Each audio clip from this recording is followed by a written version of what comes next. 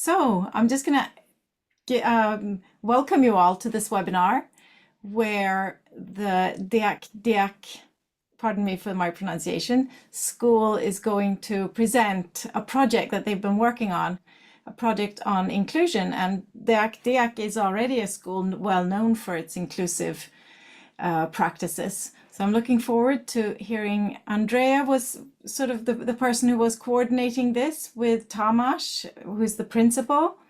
And Tamas also has his vice principal Ildiko here and teachers David. And also I understand that Rekka, welcome. You're also going to talk a little bit. And Sophia, I understand that we won't be able to stop you from talking. So you are most welcome to talk as well. So I'm going to give the floor to whoever wants to start. Thank you, Helena. But before we do that, could you just say a few words about the project, what it is? I mean, not the mini projects, but the big Erasmus project, because we have Chilla here and she doesn't know about it. Of course. I'm the coordinator of an Erasmus project where we are 7 partners from 5 different countries. So there is Deak Diak from Hungary, and then we have 3 partners in Malta. We have Helen, who's here from the Netherlands, Jose from Spain, from Madrid, and the Universidad Autónoma, and I'm from Sweden. Did I forget someone? And then we have some people from the IFIP in the UK also in this project. Our job is to create a platform for IFIP Europe. And IFIP is the gosh, it's too late in the afternoon. Help me out. International Forums for Inclusion Practitioners. And we want people in Europe who are working as practitioners in schools or with schools to interact, to network, to share experiences, and to learn from each other. So that's the big project. Within the big project, each partner is doing a case study, a mini project. And we're now going to hear about the mini project carried out in Hungary. Did I forget something, Andrea? Or Tamas? No, I think this is perfect, but you guys want to add anything? Okay, then thank you, Helena. And welcome from me as well. As Helena said, I'm Andrea Gruber. I work as an inclusion expert in Hungary, have been involved in several inclusive school development projects, and I had the pleasure this past semester to work with Deak Diak, who did a marvelous job in looking at their inclusion practices and then make some improvement in the school. And this afternoon, we would like to present you or tell you about what we have done together with the school. The way we structure today's webinar is I'm going to introduce you the tool and tell you a little bit about the process that we took, and then I'm going to turn it over to Tomasz and the teachers from the Deak Diak school, because that's the most exciting part about this whole project, and their experiences are the ones that really count in this process. And then we will have ample time for you to ask questions and give us feedback on what you heard and what you think about this. And I'm going to start with a question, or I would really ask you, everyone, to write your name and the organization and the country you are representing in the chat, so that we have a record of who is here.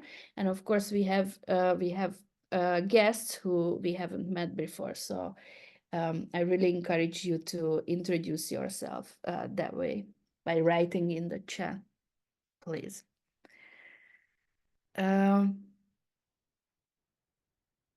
Okay, so in the mini project, we basically decided to take a look at the school's inclusive practices And once we have done that, we developed mini projects. So within small projects within the mini project for each teacher who participated in the school in this, and then they actually tried these mini activities in their classrooms or with their colleagues or some with parents, and that's the process we took. We started out with a full day workshop when we worked with 18 teachers from the Deak Diak school, which was really a big number. Considering our expectations, we said in the beginning that we will have 5 or 6 teachers participating in this mini project, but Tamás and his crew was really great in generating motivation and enthusiasm among their teachers. So they kept coming and coming. So eventually we had 18 people included in this group with whom we started the work. And in this very first workshop, we actually talked about what inclusion is, looked at some of the practices that existed in the Deak Diak, and based on this common understanding, we actually chose a tool for them to use in this process.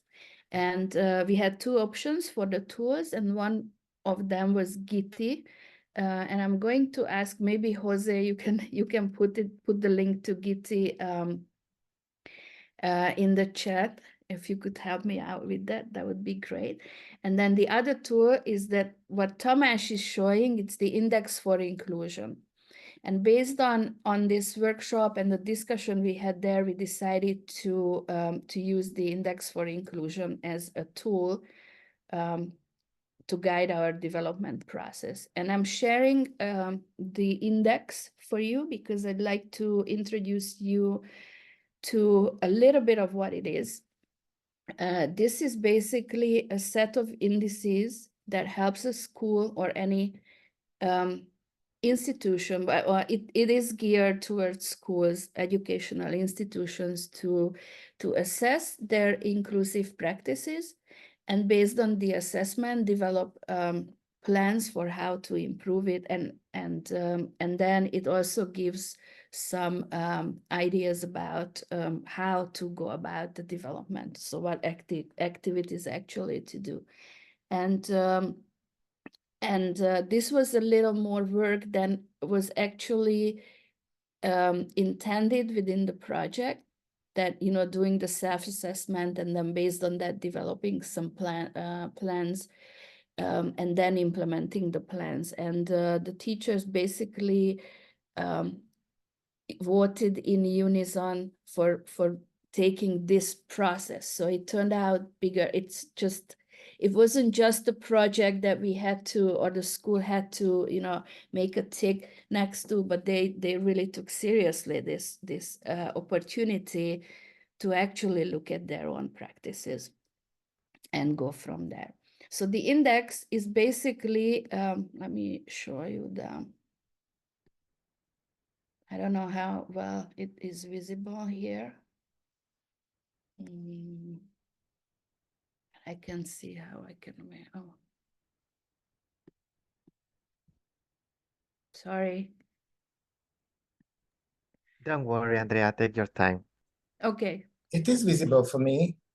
Okay. So it basically has, the first part is a theory about inclusion and how we should think about it. You know, how it is intertwined with pedagogical principles. It looks at the inclusive values.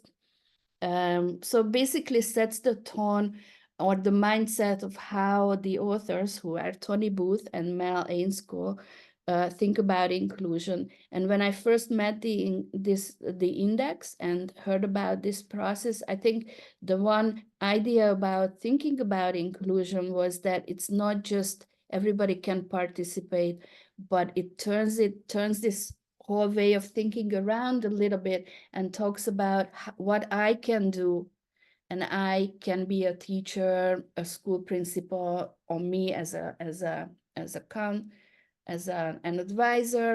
What can I do to help remove the obstacles of participation?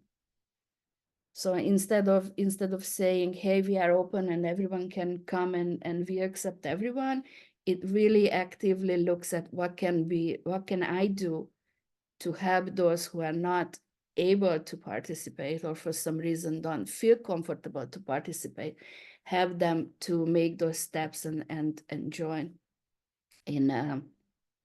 And that's basically, for me, the most important idea of the theory of inclusion.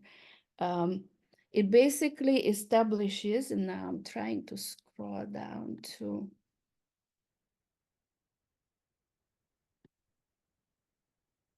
okay, you have to bear with me in the scrolling because I can't make it work, but we are going to this page now. And this is it triangulates 3 dimensions, as it calls. So basically the assessment and the areas of the indexes that are grouped into, and one of them is the inclusive culture. So it's about values and beliefs and how we think about inclusion. And then inclusive policies, which is on the left side of this triangle. That basically means that, you know, often we hear that, okay, these are the inclusive values, this is what we believe in, but then it stops there and there are no school documents or no guiding policies or procedures in the school that actually express those values in terms of guiding policies. And then the third one, and in my view, the most important dimension, is inclusive practices. Because again, you know, we might think that we are inclusive, we value inclusion, we want everyone to be involved in, and you know, we want to make this living together productive. We also have it written in our school documents. But then when you actually observe teachers or school citizens, how they act with each other, how they are in how the dynamics between the various actors are, you see that it's not inclusive at all.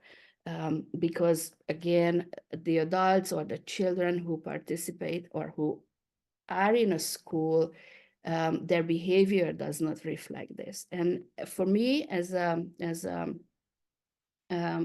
an advisor and someone who has led inclusive school development, this was always the biggest challenge. You know, how do we work with the school citizens to actually change their behaviors that then expresses these inclusive values? Okay.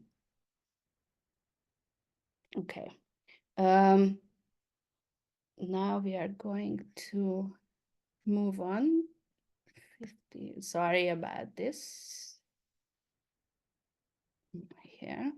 And I just wanted to show you that it's basically a PDCA cycle, so a plan, developed, act, and see, I can't remember that, but what it does basically is Check. Thank you, Tomasz.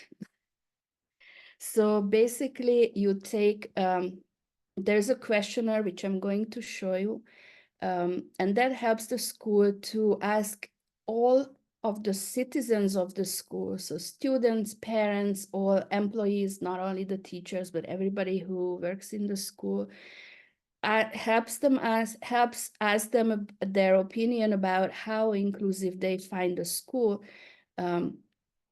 And sometimes, and we are going to hear from David about this questionnaire, you know, what you hear from the school citizens are not really the same as you think about your schools. And when we asked the Deak Diak school citizens, we had some surprising answers that we got. Of course, it takes a lot of maturity from the side of the schools and the school staff to accept these opinions. and to look into that mirror. And I have to say Deak Diak and the crew there did a really great job thinking about these responses that they received and making some decisions about the development plans based on that. So so this is basically the cycle that, you know, you assess what's going on in your school, then you discuss your answers, think about them and make some decisions based on those discussions, and develop your development plans, which then you implement, and then you check back, look back what happened in those. And that's basically what we did. So after the full day workshop, when we used the tool or chose the tool, the index to use, we had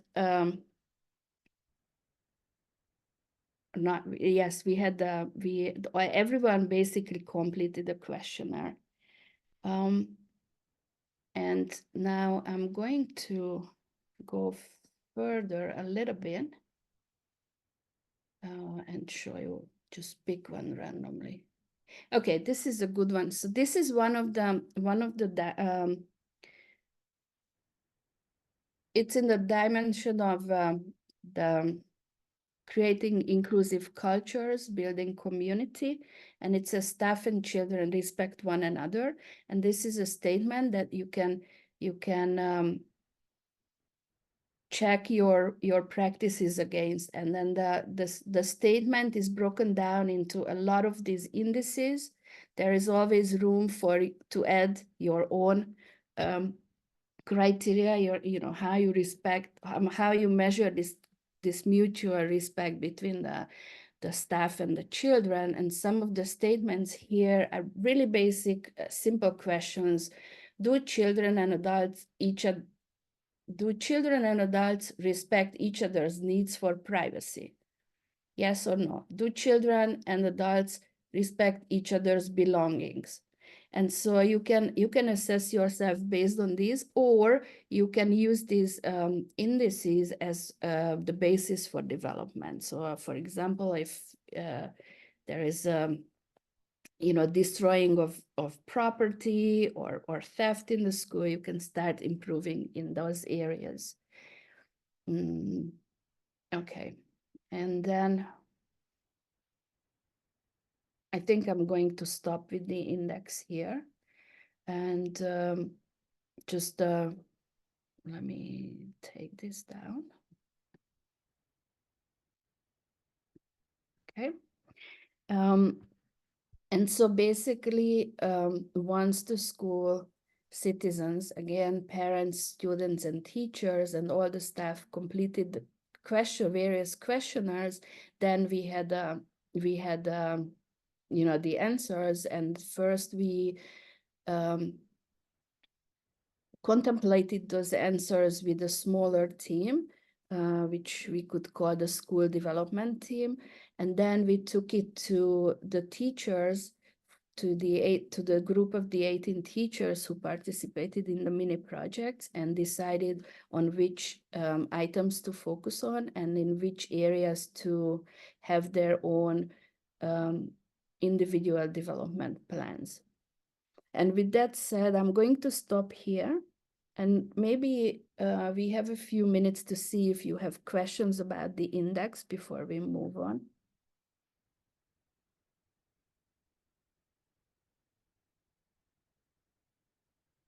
Okay, well, you can always pose your questions if anything comes to mind.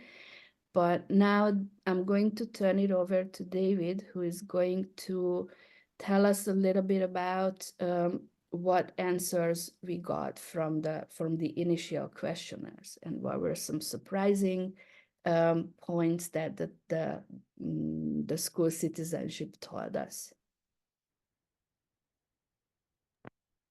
Yes, but Helena raised her hand first. Oh, I'm sorry. And Tamás is too. I Okay, was- so, sorry, go ahead, Helena, and then Thomas. I was very slow, so no worries. I was just thinking you mentioned that the inclusion index can be used for, if I understood you correctly, I just wanted to check, so that you can sort of identify areas that you need to work with to prevent barriers. Is that what, and is that something that the index also takes up, or is that something that you have discovered? No, the index explicitly talks about this aspect. Okay. So it is in the theory part, basically. Let's call it theory, when he explains, and there is a set of inclusive values, and then it also establishes the values that those values that are in our developed societies, like, you know, and I'm sorry, I might not use the appropriate word, but in developed cultures or developed societies, there are lots of values that are seemingly values, but if you take them from or look at them from the point of view of inclusion, they are really they exclude people. And if you want, I can pull it up. Let me share the screen, because I think that's really so when I first saw it, that was really shocking to see. Sorry about this, but I thought it was easier than just put these into a, let's see. This is the subject. No.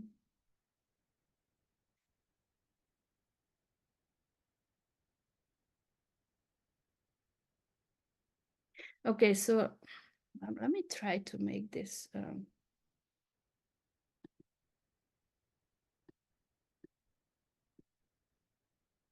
How?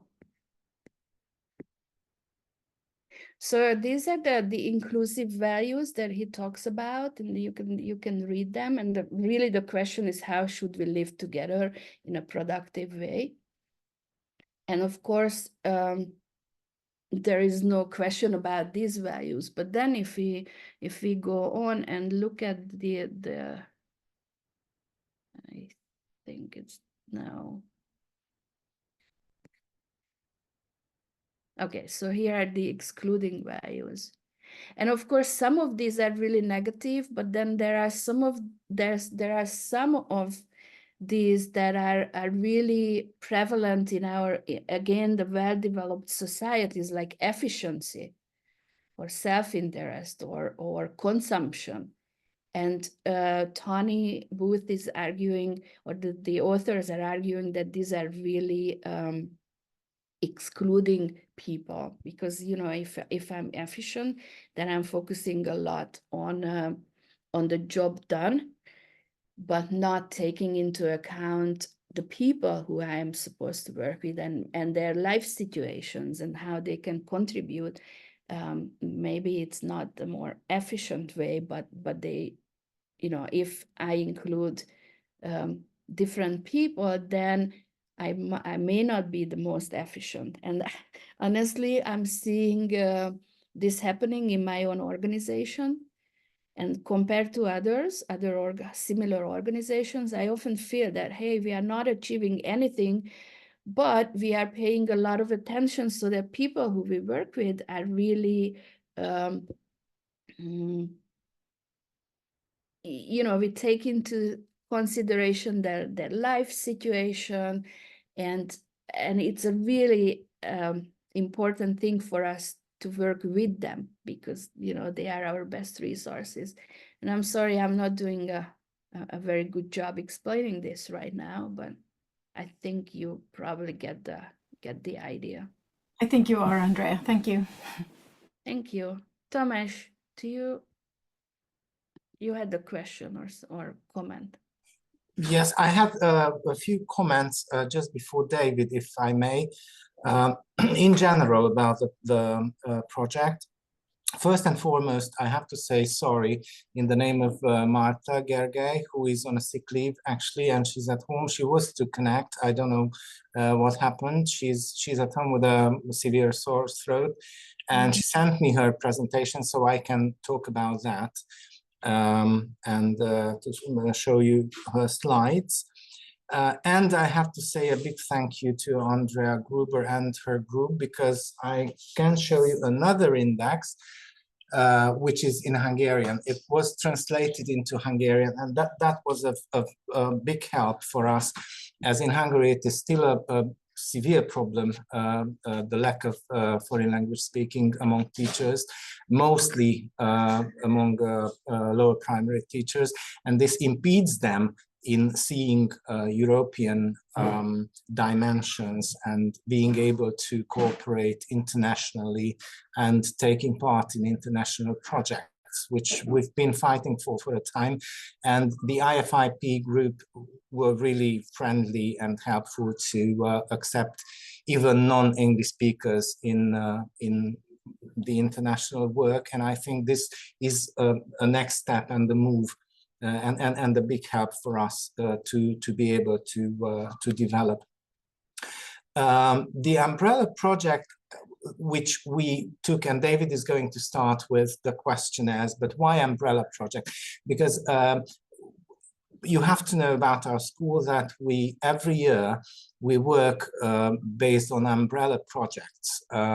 There's always, it is usually science, the subject that is the coordinating subject, and all the other subjects are getting under the umbrella with sub-projects. And this is why we imagined this IFIP project as well, the structure of the project. And we had about 13 sub-projects, but there were five main projects. And it was, I think, this rethinking of our living at everyday level did help a lot, because we have quite a few immigrant students and refugee students in the school. Obviously, all over Europe, this is a constant problem and a new challenge for education at national and international level as well.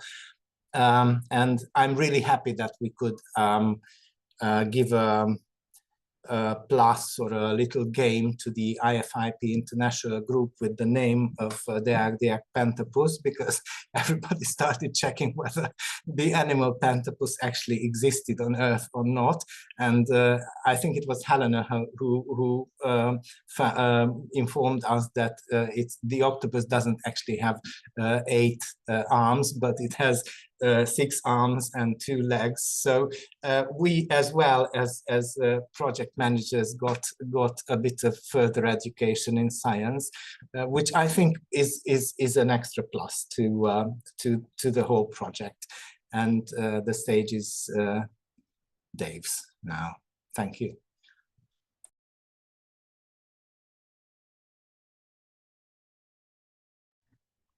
Thank you. I'm going to share my screen.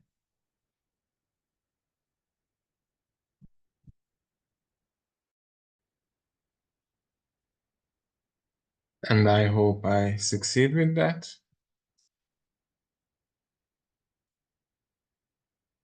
Okay.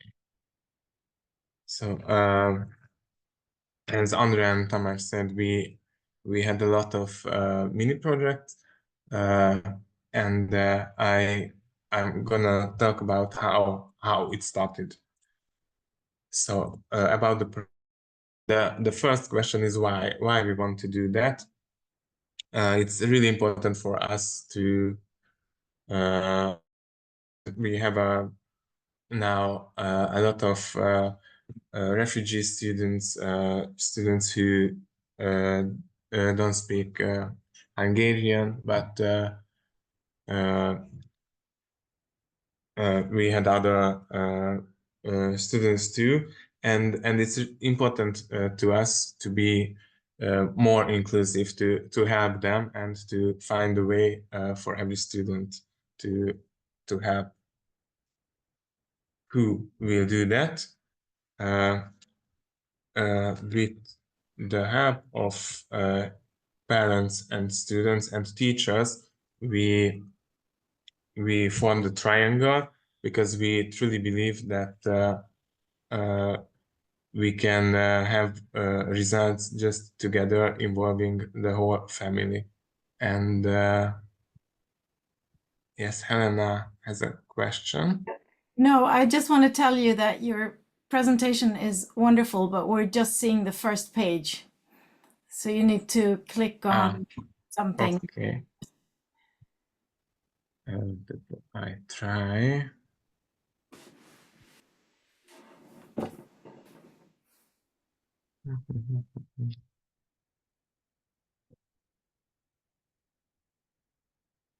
There we go. That's the second one. Yes. And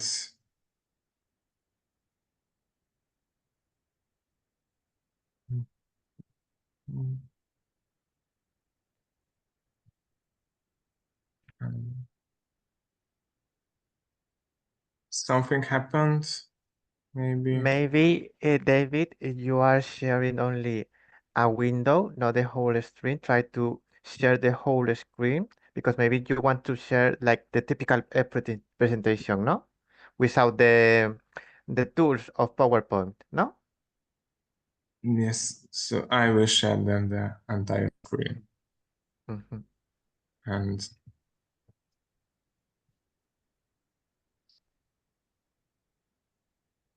Now, maybe perfect. now. Oh, thank you. Yes. Perfect. And how we do it with the help of Andrea and the index. She talked about it earlier. And the questionnaires. Andrea showed us not question, a statement, and what was part of a questionnaire. We had different questionnaires, and we used more at the same time, and we had 3 groups. The student group 1 and student group 3 made the same questionnaire about my school, and the student group 2 with the teachers, parents, had the questionnaire about the creating inclusive cultures, building community, and sorry, no, because student group 3 was so we had the lower primary school, the upper primary school, and the student group 3 was the secondary school students.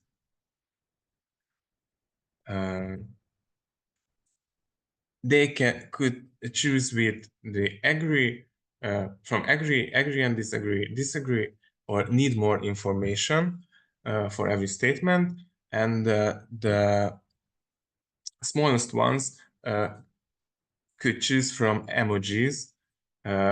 So they colored what they thought about that statement, and we add the no answer option. How we analyzed the questionnaires, we gave points for the answers, and for the agree or the smiling emoji gave 4 points, the agree and disagree 3 points, and we talked about a lot if need more information or disagree is better. If we can say here, we can talk about what is good or not good. We gave for the disagree 1 point because we thought that then this is not happening here, or something it's maybe not okay, and need more information was the 2 points, because maybe there exists, but we just have to clarify it. And we use the arithmetic mean to have the order and the results. We had a lot of interesting results, and we wanted to compare what the students and parents think about us and what the teachers, our colleagues, think about the school. The common parts was that everyone is welcomed and everyone feels that. The students can tell at home what happened, they can ask for help, they work in groups a lot, they love their teachers, and the collaboration is really good between the school staff and the family. The teachers is almost the same. There is what is here with bold that differs a bit. The connection between the school and home, it's really good. So we react about what happens in school. What is really interesting that at the students and parents, this connection, so students and parents connection is maybe not happens or not as we think. And the other big difference is the collaboration, because students and parents think that between the staff and family it's a good collaboration, but teachers think that maybe we need to develop that. Okay, we choose the last 3 or 5 points about on the order, but somewhere this was from the 4 points, 3.5, so that's not that bad, but there we need to or we can do something to be better. Other opportunities to develop was maybe the relationships between the students, but for example, at the lower primary section, we think that between the girls and boys, it's always the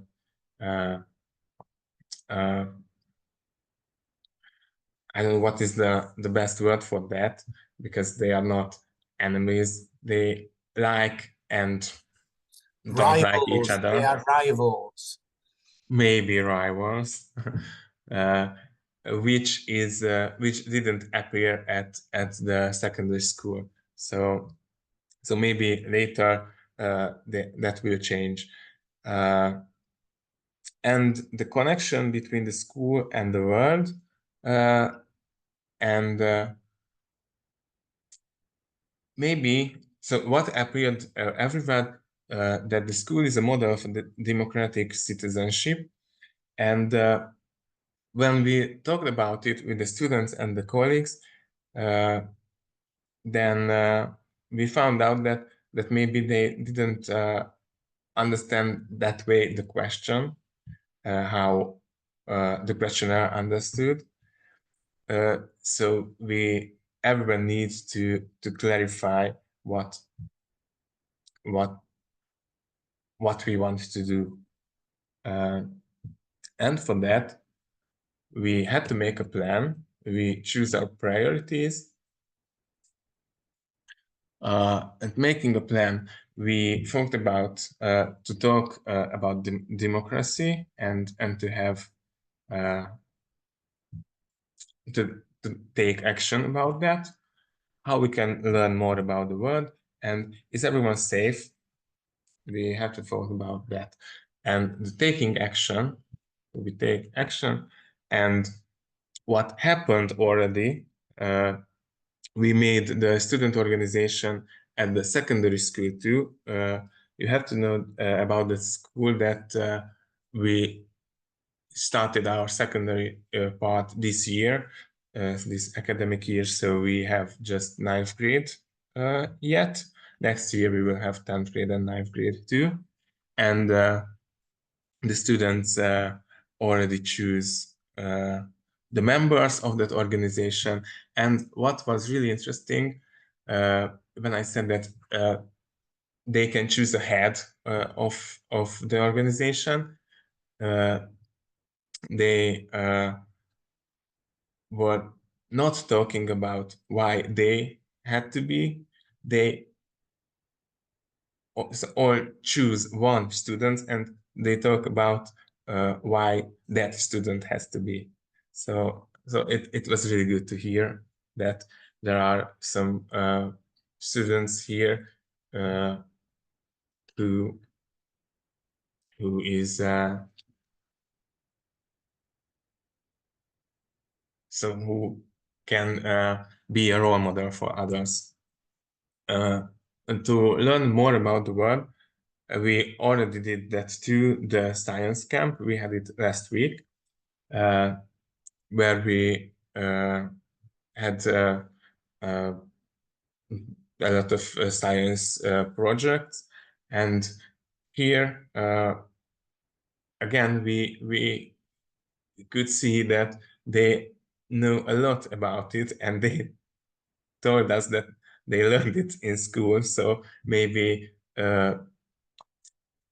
that parts from the questionnaire needed to be clarified with them too.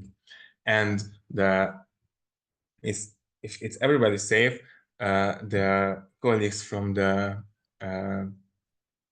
lower primary part chose to make safety cards with emojis, and students will use these cards, and after the break they put it in a jar, for example, and the teachers can see how was the break for the students, and can take action immediately. But we had more projects too, and I will let our colleague to talk about that. So thank you for your attention. Thank you, David. This was great.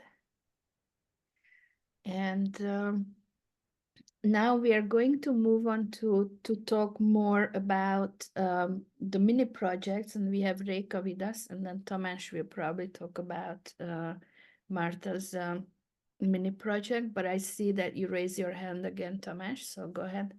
Just a very quick comment. Thank you for the mic to David's presentation, and the boys and girls in the lower primary section. Obviously, it was a stupid joke about this rivals.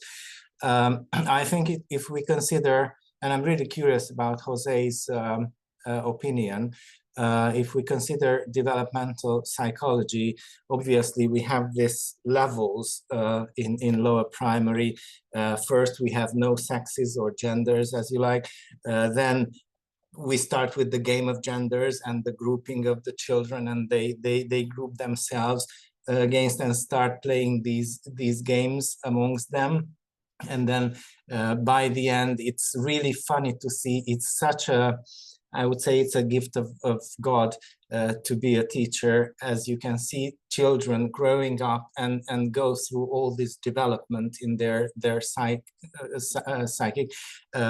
development, and by year 8 they again forget their genders and become a whole group again. And in secondary school we can see them now turning towards an academic way or direction. I don't know, Jose, because as far as I'm concerned, you're specialized in lower primary.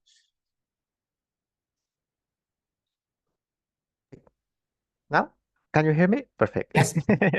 Perfect. Yes, with the low primary school, they always try to stay like, for example, like a club. We can call it like a club, where parents always have to teach them every choose that one day is normal. If, for example, if a girl wants to play football with the boys, it doesn't matter. She only wants to have a good time. And it's the same way the boys, if the boy wants to play like in Spain, we call it a house, that for example, they like a mimic like one is the dad, this is the mom. You can do that. You only have to choose the the thing that you want to.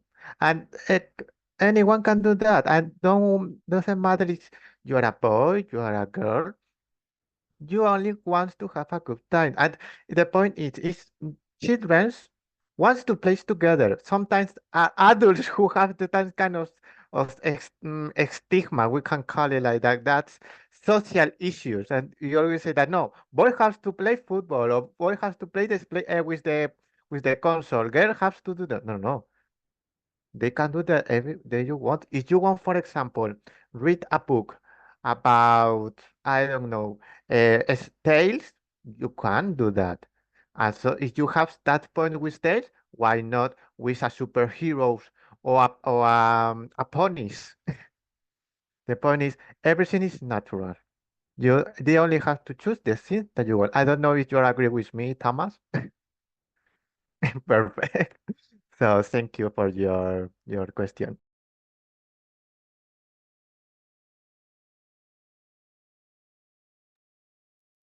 Okay, then shall we move on to Reka? Okay, hi everyone. I'd like to share my screen.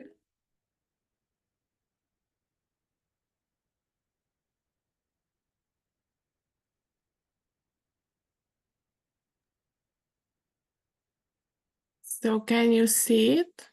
Yes. Yes, okay. So my mini project is the making care labels with my class.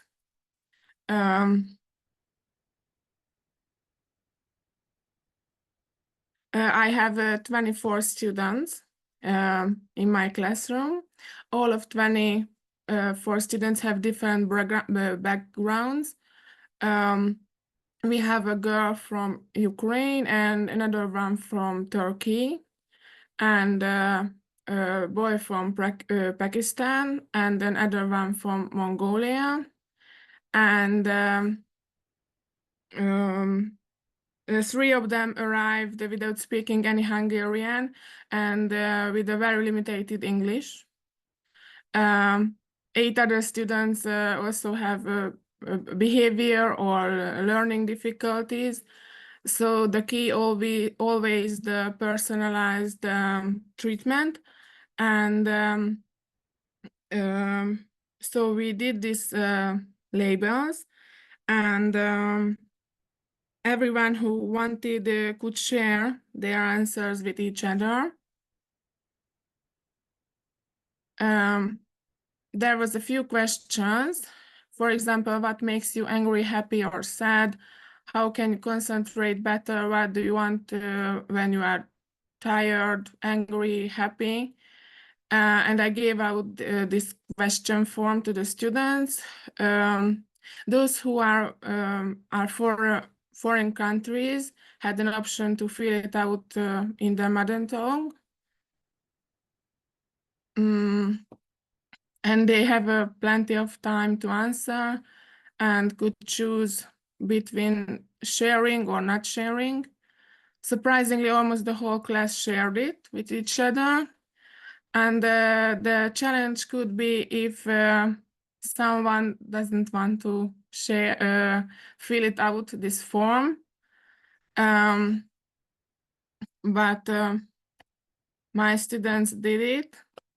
So there you can see a Hungarian, a Turkish, and a Russian form of this. And lastly, they are my students doing this. So that was my mini project. Thank you, Reka. And thank you, Reka. This is really I think it's amazing. This is a very simple idea. And it would be great if you could share a few thoughts about the experiences. I mean, you know, how kids reacted to this labor care and what results do you see after them sharing their own care labels with the others? I think they liked it. It was like a challenge to fill it out. And I think they know each other very well. And just liked it. So it's nothing new for them. Mm-hmm. And how do you use it as the classroom teacher? You know, I mean, was there any new information for you, or can you use these care labels to help the kids get through like everyday difficulties, for example? And if it's easier, you can do it in Hungarian and we'll translate. I think I can use it when someone is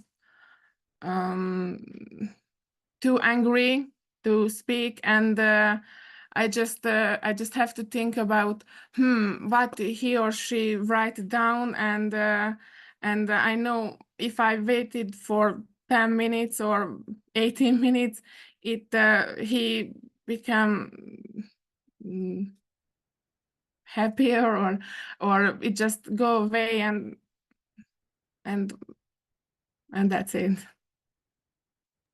Great, thank you. So, but what I hear is basically helps you manage everyday situations a little better. Is that correct, or is that okay? Yes. It's Thank for the everyday's life. Okay, and now we can move on to maybe Tamás, if you want to do Martha's, or you know, you always want to speak. So here, the floor is yours. I'm sorry. I'm just happy It's to okay. hear my colleagues present their works.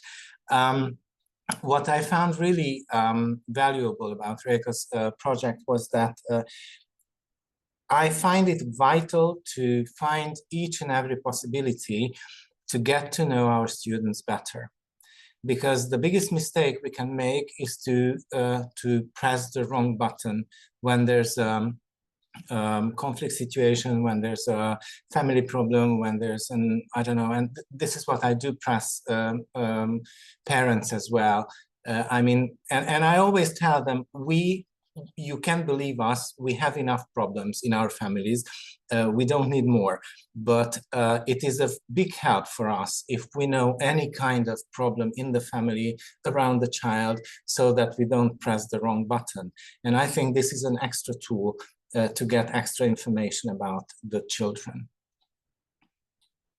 Thank you. Thanks. Jose. Say.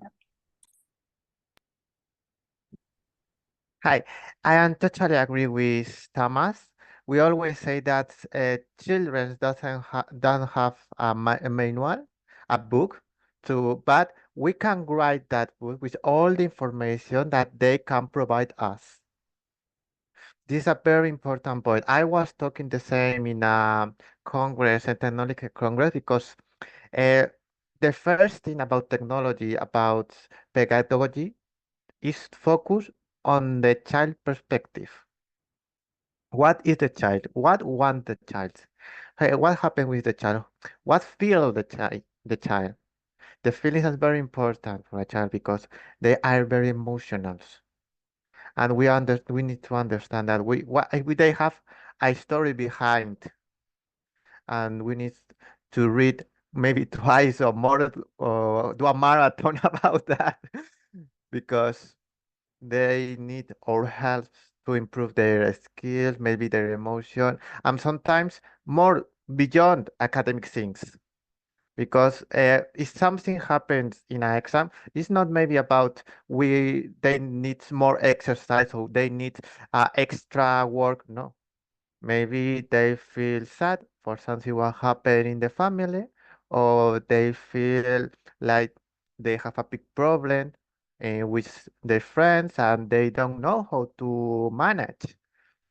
It's important to focus that with, because we are not robots. Children are not robots, and they need emotions to work.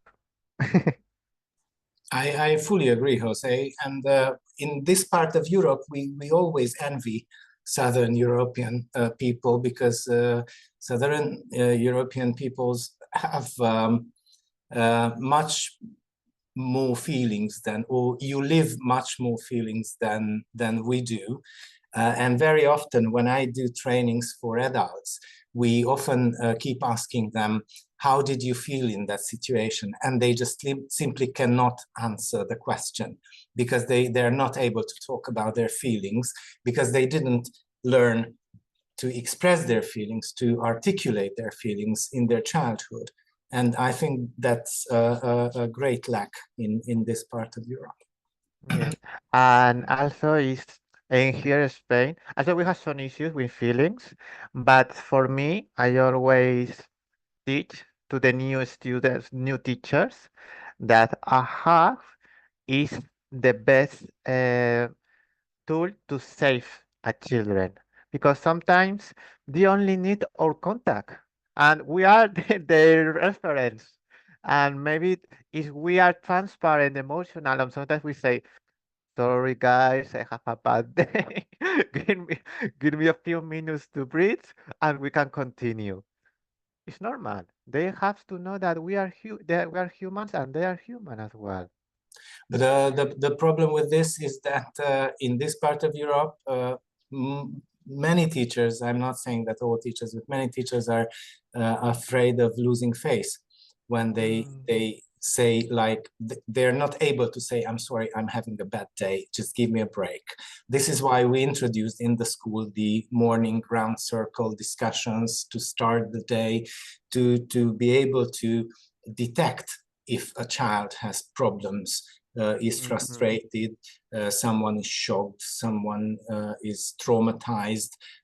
Some signs can come up during those discussions, and I do find that vital. Helena. Yes. Yeah, I have this really good example, and I put it in my book. I was with a teacher in her classroom, and it was year 5, I think. And she started each lesson by talking about what happened during the break. And she asked, is there anything that we need to talk about? And sometimes the students would say, no.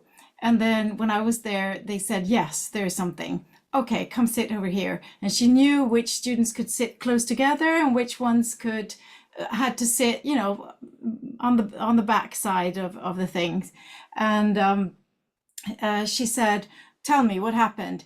And what she did was she taught the students to describe situations rather than say he was bad and this one did something stupid. So they described the situation, and she said, okay, so what I'm hearing, and then she mirrored it, she repeated it, and then she said, is there anything that you want to say about the situation? And then they took turns saying, it made me feel this or that. Do you want to say something to each other? And she never said, you have to say you're sorry now, because that can become very fake. So in this particular situation, no one said sorry or anything, but everyone could move on to the lesson because everyone felt that they had described the situation, and she acknowledged it, and she said, okay, are we ready to have the lesson right now? And everyone was just, you know, yeah, that took 5 minutes of the lesson, and some of her colleagues were worried that this takes too much time, but I think it was a perfect management lesson. Yes. Some people think that they wasted the 5 minutes, but for a teacher, we invest that 5 minutes for the future, because in the future, maybe they will have the same problem and they have the knowledge, the experience to move on, to say, okay, we understand the last part, the lesson that we had with the teacher, and we know that we don't have to do that. We have to do, and we have to think another way. This is the point with it. They only think that we have to finish the unit 5 because we have exam, and also they no, this is not a business, a company. This is a school. This is a social thing, not economic thing. As a principal, I find myself really lucky when I have, because we always have two lower primary teachers in one learning group, and we have two classes, and now we're having Judith Kalmar with us as well. And I'm happy and really lucky because I have several personality types of lower primary teachers. And when I scan the children who are enrolling to our school, I always try to direct them to that type of personality teacher, because it's the lower primary where everything starts. Judith, for example, is a mama type, and she even spent some years in Italy. And those children who have the mama type of mothers and that family, they need this type of reinforcement in the school as well to feel safe and at home. And this is one criterion that I take into consideration when I put children into groups. And what else was I going to say? I don't know. I just skipped my mind. Yeah. Helena raised her hand.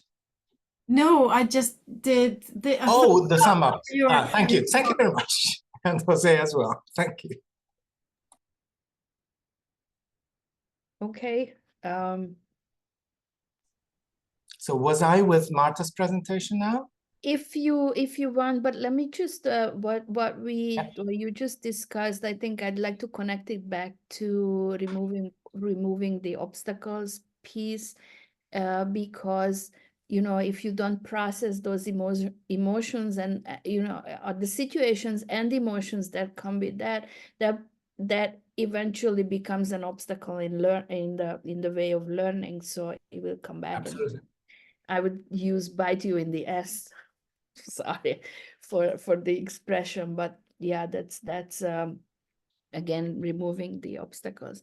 And yes, Tamesh, maybe if you could tell us a little bit about Martha's project, and then also just a bit, Gruby, if you don't mind, because time is pressing. We were afraid of this time management, but I think that, and I do urge Helena that these besides I wanted to say this at the end, but I'm saying it right now, like these webinars are really good, but I think we're doing an incredibly comfortable international pedagogical discussion. So if we could find a platform for this, for those who feel free and have free time, and just discuss these little nuances of education, because we do have common problems or challenges, and I don't know. Yeah, Jose, sorry. No, don't worry. But thank you for your point. Yes, this is a very we can continue. We can have a cup of coffee, a cup of tea to continue this chat. But I think a good way to continue is write something on the forum. For example, a question about, for example, today I have this point in my class. What do you think is the best way with that? Because sometimes, for me, I am young. I don't have all the answer. I have a lot of things to learn. And for example, in the forum, with Helen, with Rocio, with Helena, with all the posts, I can learn more about how to improve in my class.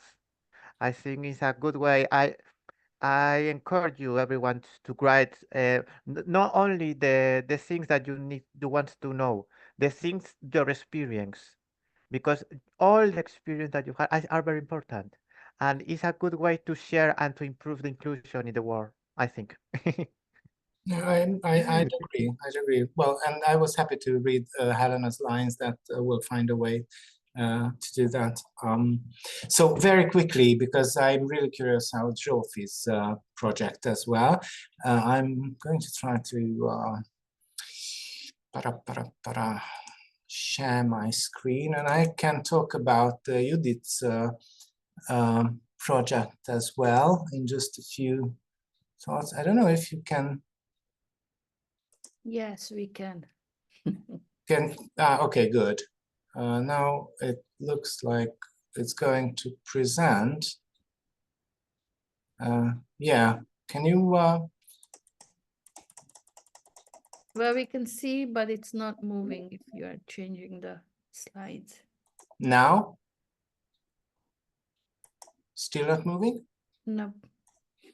Okay, then I'll share it in another way.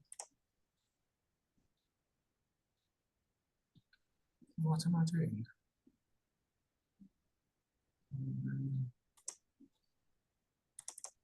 And okay.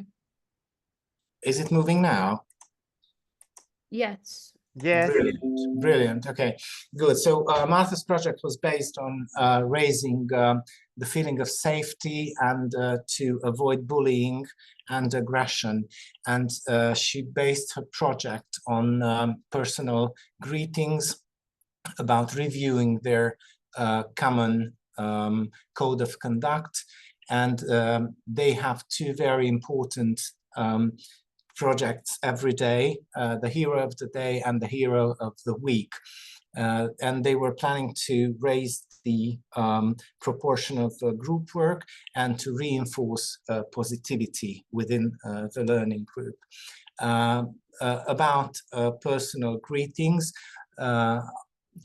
like statements like, oh, you're pretty, how are you, how did you sleep, what's the news, and to try and ask these questions from each other. She's teaching in year 2 lower primary. The importance of the common code of conduct is that they compile the code together.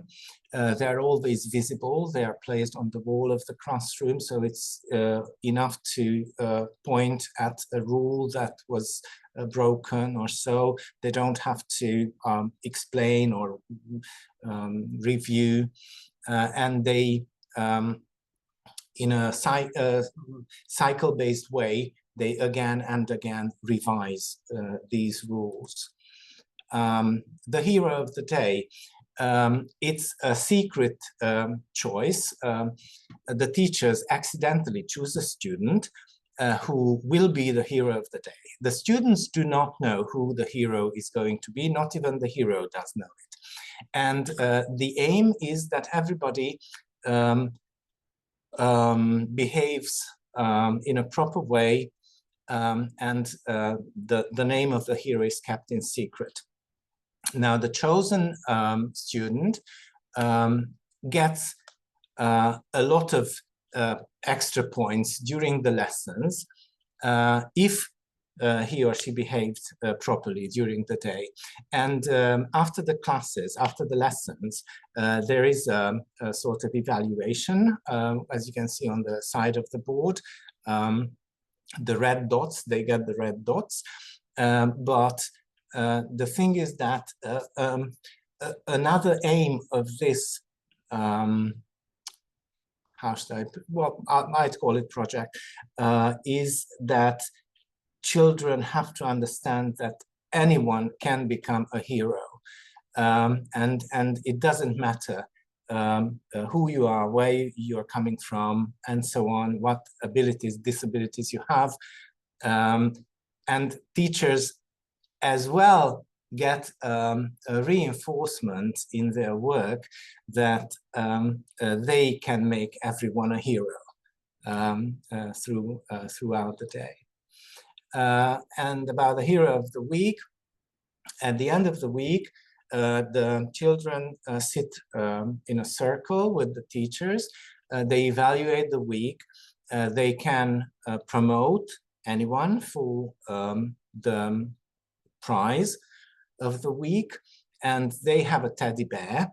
And the gift is that the teddy bear goes to the student who is voted by most of the students and the teachers. Important is that everyone has to explain their choices, why they've chosen that person, and the person can take the teddy bear home for the weekend.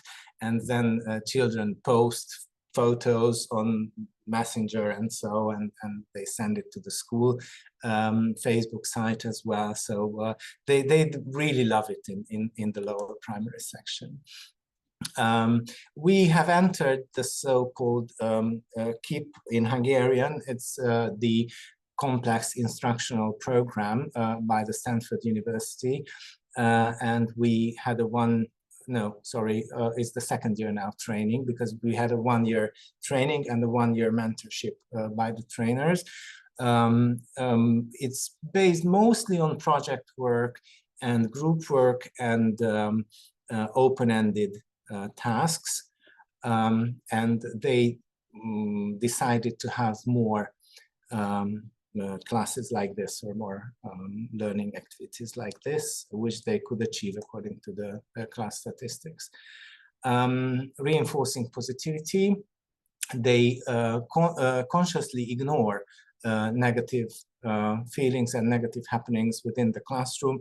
There's always a saying in Marta's classroom, when the following day there's a conflict, they solve it or try to solve it, and the following day during the morning round circle discussion, a child gets back to yesterday's problem. They keep saying, the sun has come up again, it's a new day.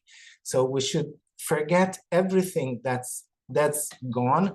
We tried to solve it, we worked on that, we agreed that we're over that, and let's try to find new experiences and new adventures during the day. They try to reinforce positivity during classes and during playtime as well, and they focus a lot on articulating their feelings.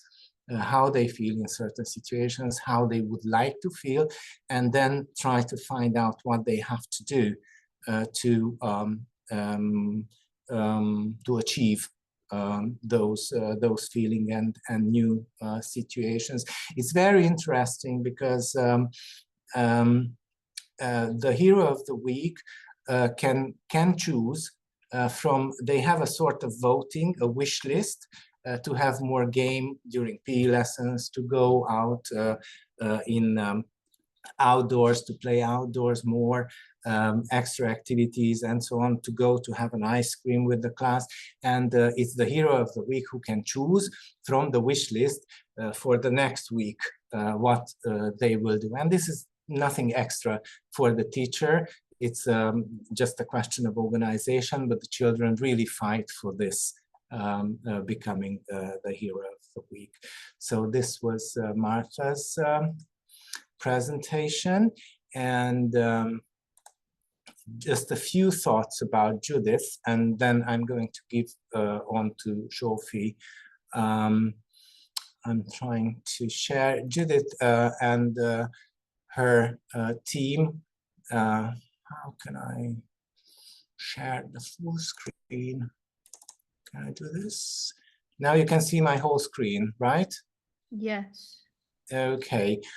So they've chosen a way that for every day, they in the morning, during the day, and before going home, children can choose between smileys, and they have to express why they've chosen that smiley, and the teachers scan at the end of the week the moving of the smileys and how feelings change during the day.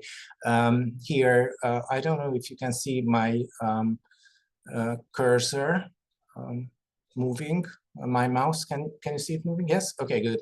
Like Patricia said, she wasn't sad, but she wasn't happy either because she slept little during. And then Matic misses his mom, and then Leah didn't sleep well. Jacob wasn't happy because he was late for school. But then Jonica during the day had a row with Jacob, but by the end of the day, they got happy. And they discuss all this at the end of the day. Let's see how it changes. This is Tuesday. Matica misses his mom again. Then Blanco is sleepy, but then Matica is happy by the end of the day because mom is coming to pick him up. It's okay to pass, like Lotzika is not happy, but he doesn't want to say why before going home. Then comes Wednesday. Again, Patricia is not happy during the day because she's sleepy. And even went to sleep during the day. They have a couch at the back of the classroom. Those who've been to Budapest saw that in the lower primary section, we always have a sort of a chill part in the room. Mate is again very happy because mom's coming for him. Chiara is tired because there was a party in the evening. This is a critical and important sign for the teachers because it happened on Wednesday morning. So the party was on Tuesday evening. And the question is whether it was in her family or it was the neighbors. So pretty important information can be gained from these smiley games as well. Blanco has a sore throat. So it's, yeah.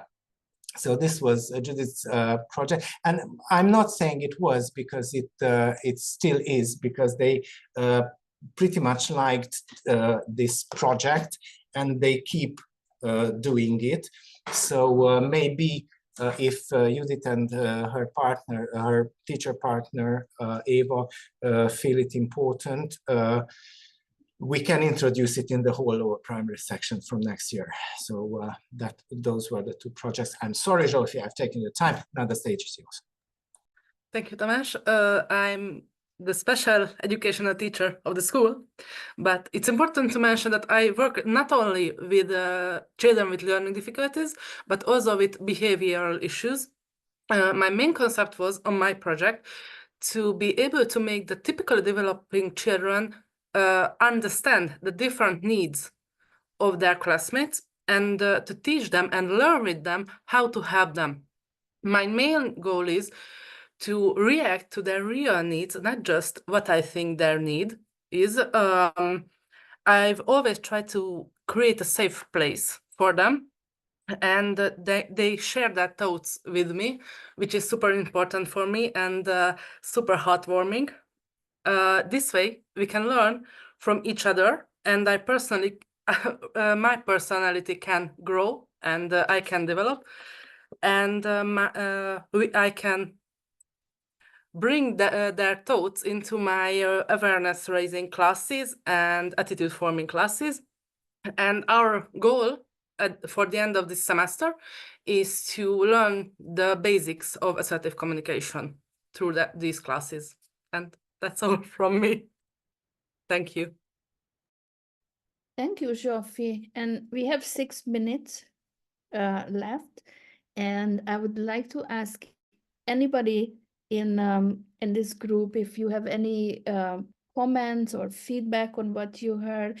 It would be really exciting to hear about to hear from you, Chilla, but I sense that you are probably may not be up to it, but if you have anything to give us as feedback, that would be great.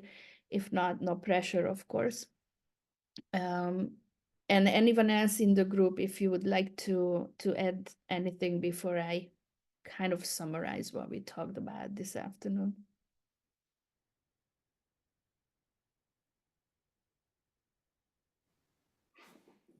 Can I just ask then, are you going to follow up on this? Is this, Tamás, you're the principal, do you think that you will do more mini projects like this and evaluate and then, you know, get the ball rolling? Definitely, yes. Quite a few principals do consider me absolutely fool and stupid. And on the other hand, I'm a bit afraid that one day my teachers are going to kill me in public because I do force these projects because I do believe that opening eyes and moving my colleagues to even in mind and to places, is the possibility to develop and to see different things and to, as you like, steal methods and little tricks from other colleagues, because you can always learn everywhere. In every school has their own values, and you can always see something that you, even if not explicitly, but you reshape it for yourself, and you do it as a project in your school.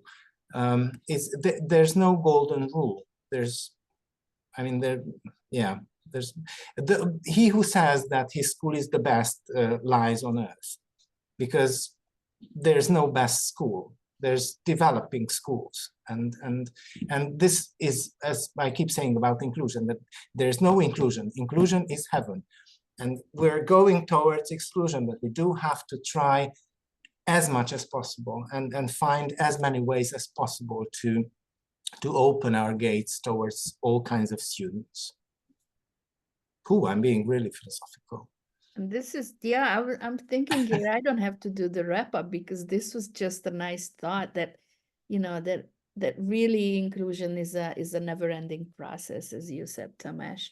I actually really like these mini projects because what they do, all of them actually, not just the ones that we heard about today, but all of them in Deak Diak, they really give ownership to the students about the environment in the classroom and in their own environment. And I think that's key to inclusion, that they feel that I can contribute, or I can have some impact on how we feel in the group together.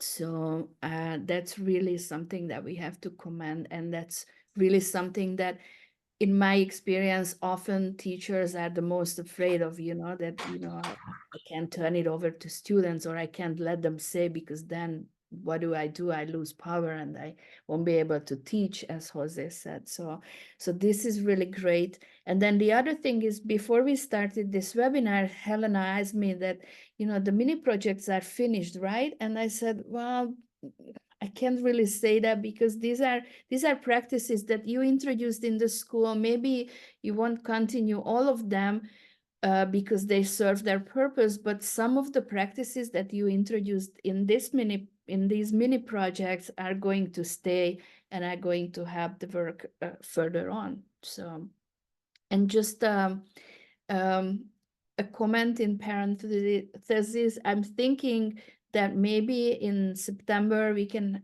come back and take a look and sort of evaluate these mini projects. I'm really I would love to see that. I also, as I listened to some of what you presented today, I have some questions because, well, you know, the critical questions, but I'm not going into that. But More than welcome, more than welcome.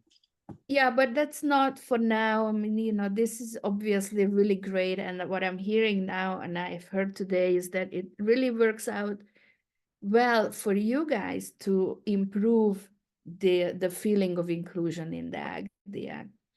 So, and that's what's the most important for now. And I see Jose has something to contribute. Thank you. Yes, I only want to say that I was in Deak Diak, sorry for the pronunciation, and you have the best evidence for inclusion, that is your students and the family, and also your teachers, because when we were talking with the students, we can see the I don't know how to say that, the soul of at that the ends. and also with the smile of the low primary students.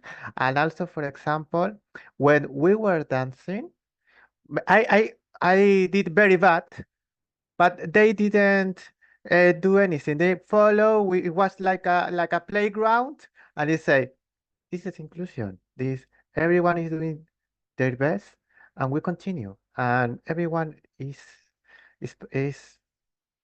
essential, individual, essential." And this is the point with the idea that I think is the best tool to talk about inclusion, the experience and the evidence that you have with your students and behind. Thank you very much indeed. Yeah.